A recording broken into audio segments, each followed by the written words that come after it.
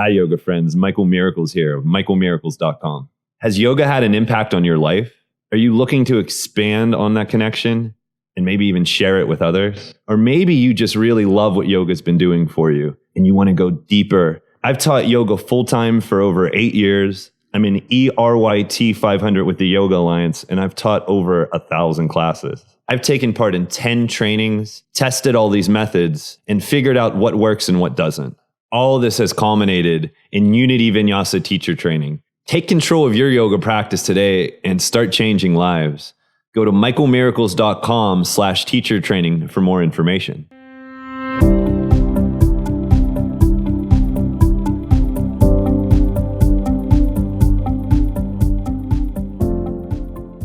Hi, yoga friends. It's Michael Miracles here of michaelmiracles.com. Are you a teacher looking to land a gig? Are you looking to feel more connected with your class, with your students? Could you use a little bit more confidence in the classroom, in front of the class? Well, stay tuned for this video. This is the top 5 things to do as a new yoga teacher. Number 1, start teaching ASAP. Jump right in. Wherever you see an opportunity, try. Don't be afraid. Don't be bashful. Give it a chance. What's the worst that can happen? They'll say no, maybe. Maybe they'll say next time, try again. That's okay. Find as many opportunities as possible. Check out all the yoga studios in your area.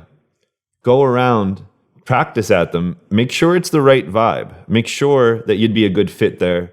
And make sure that the studio is actually a good fit for you. Every studio is a little bit different.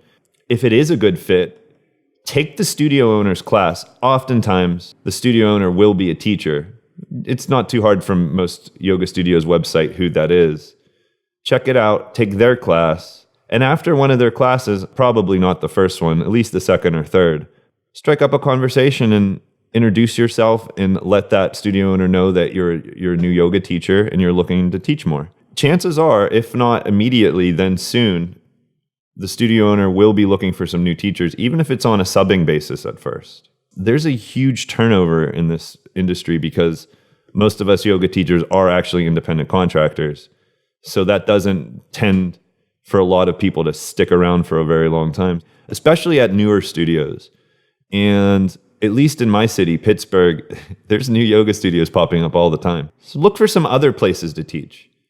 Check out the gyms in your area, community centers, YMCAs, perhaps at your place of employment. A recent graduate from my last training actually has done just that. She's organizing a special night at her business and her coworkers are going to take her class. That's a great way to provide extra service for your company and at the same time get some practice teaching. And that's the thing, practice, practice, practice as much as possible. If you can't find an outside place to teach, wrangle in your close friends and family. And it's a good excuse to get together as well. Get a few friends over, teach them a yoga class, and hang out afterwards. That's a win-win-win, probably 4 wins as far as I can count. Number 2. This one might not be the most exciting one, but I feel it's pretty important. Get insurance. Get liability insurance to cover you just in case anybody might get injured a little bit in the class. I've been teaching over 10 classes a week for about 8 years now. And I've never really had anybody get hurt in a class, but it does happen. You'll hear about it. I got mine through the Yoga Alliance, and it doesn't really cost that much. It's a little bit over $100 a year.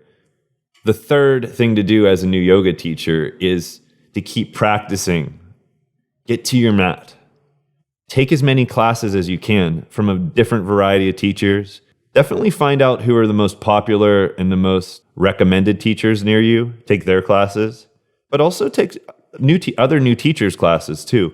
You'll learn from the things that people do well. You'll learn from the things that people don't do well. That's a really good thing too. If there's something that a teacher's doing or saying that isn't landing for you, make sure that you don't do it. Make sure to get to your mat and practice on your own. One of the best things is you'll really get to know the sequence that you're teaching. Keep doing it as much as possible. That way you won't have to think about it that much when it comes time to teach it. Another great thing to do is have a notebook nearby to jot down any ideas about transitions or cueing. It's great when you actually feel something in your body and you think of words to say and you write it down from the moment, it'll feel more important and lively and vital in your classes. Number 4, record your classes. Every time you teach, or as many times as possible, just bring your phone in. All of our phones nowadays have pretty good microphones for at least reference. With a voice notes app and just a strategically placed phone in the room, you'll get a good representation of what you're doing in class. And you don't have to publish. You don't have to let anyone listen to it. It's important that you listen to it. When you're listening to the class you recorded, watch out for repeated phrases, unnecessary words. That's a huge one. Putting those extra words in, which just distract the student more than anything. We're always just looking for really clear, directive, and impactful things to say at the right time. And that leads me to an even bigger issue, which you'll be able to clear on to get more attuned with. And that is, in fact, timing.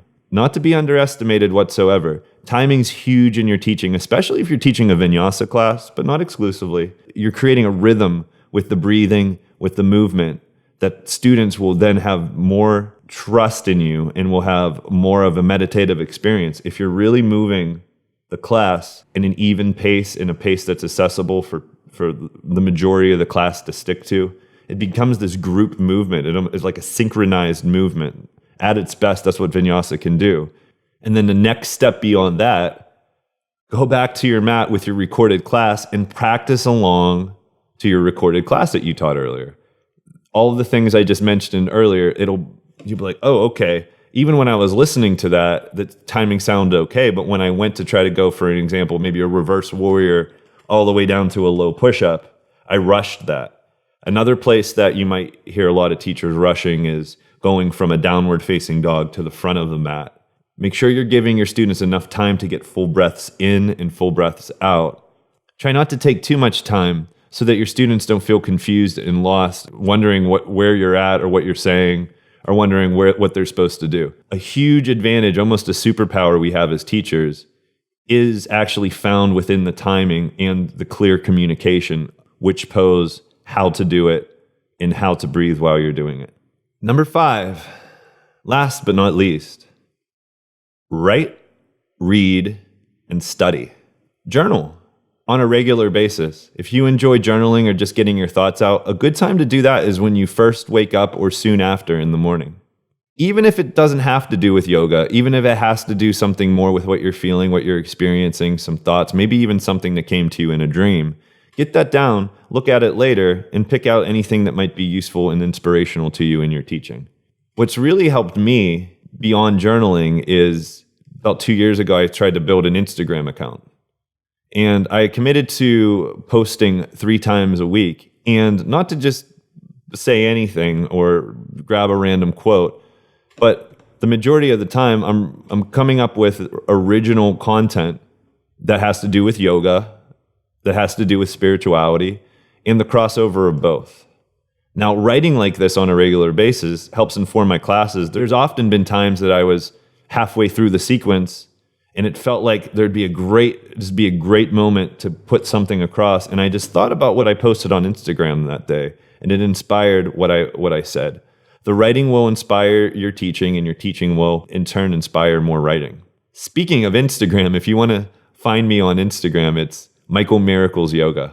Also, start writing your responses to the classes you teach. Just as soon as you get done, jot down some notes of what worked, what didn't, how you're feeling, what may have landed, something interesting that happened in the class, something you saw in a student.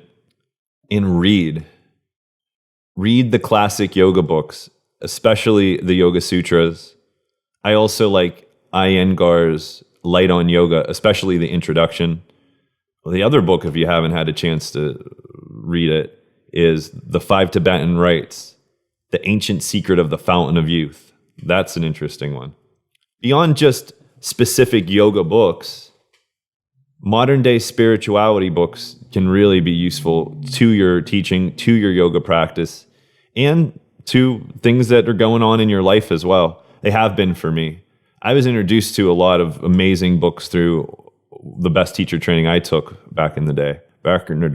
My favorite books I've connected to my yoga practice and expanded into my life are, first and foremost, A Course in Miracles. If you haven't heard of it, I don't want to go into too great a depth of what it is here, but check it out. It's an amazing, it's a remarkable book. And if it is a huge book. It's about 1,200 pages. So if you're having a little bit of trouble with that, a good entry point, and you might even just pick this one up first, a great book to get into A Course in Miracles and what it can do for your life, is Marianne Williamson's A Return to Love. A lot of people have heard of her. She's actually running for president right now. Also, Eckhart Tolle. Love Eckhart Tolle. It's just so simple. He cuts through dogma. He cuts through, it's practical. It's repeatable. It's something that you can incorporate, again, in your yoga practice, in your teaching, and in your life. Check out his Power of Now and Byron Katie, The Work. Byron Katie's books are amazing. She's developed this really fast and potent way for inquiry to help you get through some mental blockages that might be holding you back in life. And you can even apply that to your teaching. So those are my and Oprah's, a lot of them are Oprah's book club choices. Thanks for watching, everyone. I hope these tips have been useful for you. For more tips like this, hit the subscribe button. I'll be making more videos on yoga poses, on teaching, a whole bunch of fun stuff. Put a like on the video if you'd like. And also, remember, the most important thing to remember is that we're all connected on the highest level of humanity. Kindness, peace, joy, unconditional love. I see it in you, and I remember it within me. Namaste.